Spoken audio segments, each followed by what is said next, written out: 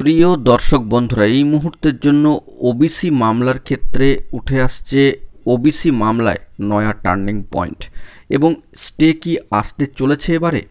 9/12 কিন্তু এই মামলার গুরুত্বপূর্ণ হিয়ারিং রয়েছে, হিয়ারিংয়ের ডেট। তো সেই দিক থেকে ডিসেম্বর মাসের 9 তারিখটি অত্যন্ত গুরুত্বপূর্ণ হতে চলেছে। মামলার ক্ষেত্রে ফের নেক্সট শুনানির ডেট আসবে নাকি স্টে আসবে ওই দিন, এই নিয়ে কিন্তু বিরাট বড় নানান ধরনের জল্পনা চারিদিকে কিন্তু চলছে।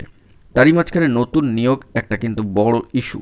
কোর্টের স্ট্যাটাস উঠে আসছে, গুরুত্বপূর্ণ তথ্যাদি অবশ্যই সবটা আলোচনা করছি আর্জেন্ট ভিত্তিতে। তাই ভিডিওটিকে শেষ পর্যন্ত ওয়াচ করবেন, চ্যানেলটিকে এখনই সাবস্ক্রাইব করে সঙ্গে থাকবেন।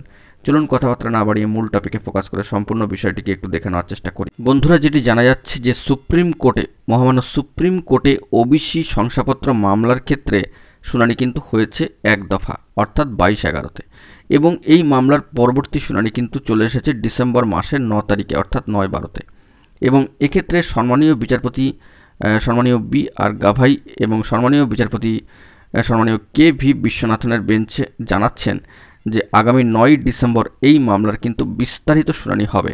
অর্থাৎ বিস্তারিত শুনানি না হয়ে এই মামলায় স্টে আসবে নাকি ডিসপোজাল হবে নাকি আবার শুনানির ডেট পড়বে, এ নিয়ে কিন্তু কিছুই বলা যাচ্ছে না এই মুহূর্তে দাঁড়িয়ে। অর্থাৎ এই মুহূর্তে কিছুই বলা যাচ্ছে না, তবে স্টে আসা নিয়ে বা স্টের প্রসঙ্গ তুলে কিন্তু বারবার আবেদন রাখা হয়েছে।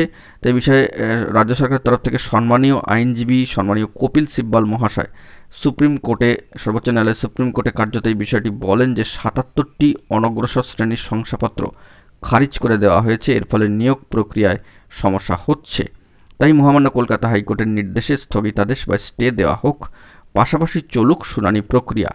তো স্টেটাই কিন্তু বড় লক্ষ্য, স্টে কিন্তু দরকার, কারণ একটা বড় ইস্যু বর্তমানে হচ্ছে নিয়োগ প্রক্রিয়া। সেটা পুরনো নিয়োগ প্রসিডিওরের ক্ষেত্রেই হোক কিংবা নতুনভাবে শুরু করার ক্ষেত্রেই হোক, নিয়োগ প্রক্রিয়া কিন্তু একটা বড় ইস্যু। তাই স্টে কিন্তু বারবার চাওয়া হয়েছে। তো এই বিষয়ে শুনানি না করে কিন্তু কিছুই বলা যাবে না।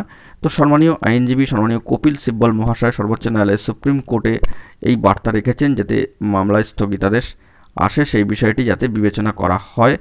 এবং বলা হচ্ছে যে সুপ্রিম কোর্টে এই বিষয়টি বার্তা দেওয়া হয়েছে সম্মানীয় কপিল সিব্বলের তরফ থেকে যে 77টি অনগ্রসর শ্রেণীর শংসাপত্র খারিজ করে দেওয়া হয়েছে, ফলে নিয়োগে সমস্যা হচ্ছে। প্রথমে সুপ্রিম কোর্ট সুরাহা দিতে স্থগিতাদেশ দেওয়ার বিষয়টি বিবেচনা করুক, তারপরে মামলার মূল বিষয়টি শুনানি হোক।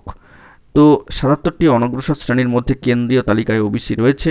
কেন্দ্রীয় তালিকা মণ্ডল কমিশনের সুপারিশ থেকে প্রতিবেশী রাজ্যের তালিকা থেকে ওবিসি শংসাপত্র দেওয়া হয়েছিল, ফলে শিক্ষা প্রতিষ্ঠানে ভর্তি হচ্ছে না এবং চাকরির নিয়োগেও কিন্তু সমস্যা হচ্ছে।